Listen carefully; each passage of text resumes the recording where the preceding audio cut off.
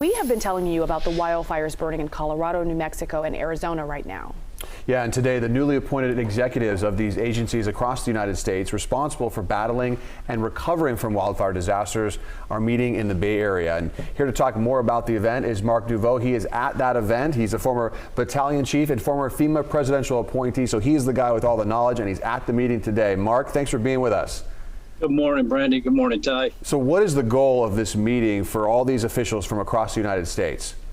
Well, what we do know, 30 days ago, CU Boulder, in partnership with Deloitte Consulting Firm, did a study. They studied 28,000 fires that caused billions of dollars in damage across the country.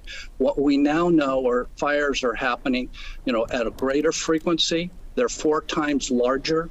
We had in 2014 3,000 fires across the nation. 2020 we had 12,000. The last Caldor fire that went into Tahoe was 22,000 acres, which is about the size of New York City.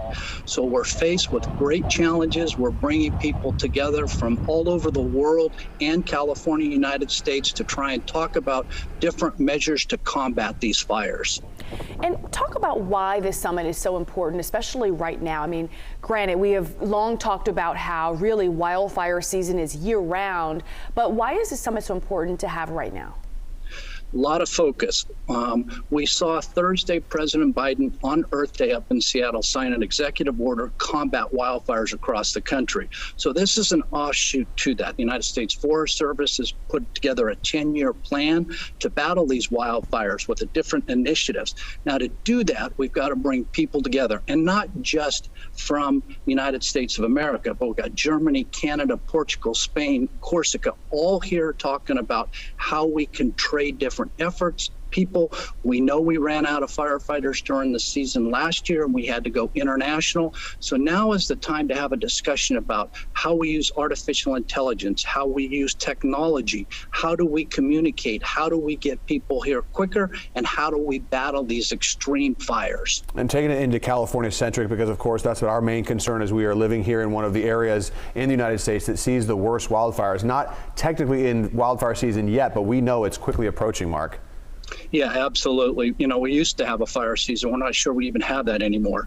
And so what's happening across the country is the United States Forest Service put a 10-year plan together, and they call different areas. And we now know that 25% of the country is rated at moderate to very high likelihood for wildfires. Wow. In California, this is one of those areas. It's called a fire shed, 250,000 acres. We're trying to focus on that. We're trying to put reforestation efforts in. You're going to see a lot more prescribed burning, trying to use fire to fight fire ahead and before wildfires get out of control.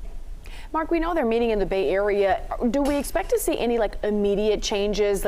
Should our viewers, walk away from this interview saying, I know that after this, I'm going to see something immediate happening in my community, or are we talking about things that will be coming later in time?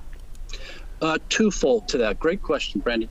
What you're going to see up in probably the northern part of the state and the forested areas, you're going to see a lot more hand crews out there kind of chopping down those dead leaves or trees, trying to remove those, cleaning up debris off the forest floor. You're going to see reforestation. Part of the money that's coming from the federal government, believe it or not, is to create more of a market, because there aren't enough companies building seedlings to be able to reforest these areas, which is important. We want to get healthy trees in there. So you're going to see more people doing more work in the forest. You're also going to see an awful lot of fire on the ground, prescribed fire burning, trying to go into these forests, burn out that duff and dead leaves so that it's not a catastrophic fire that starts to burn down homes and businesses. Right, because as we know, California is a fire adaptive ecosystem. The Native Americans years ago burned all year round.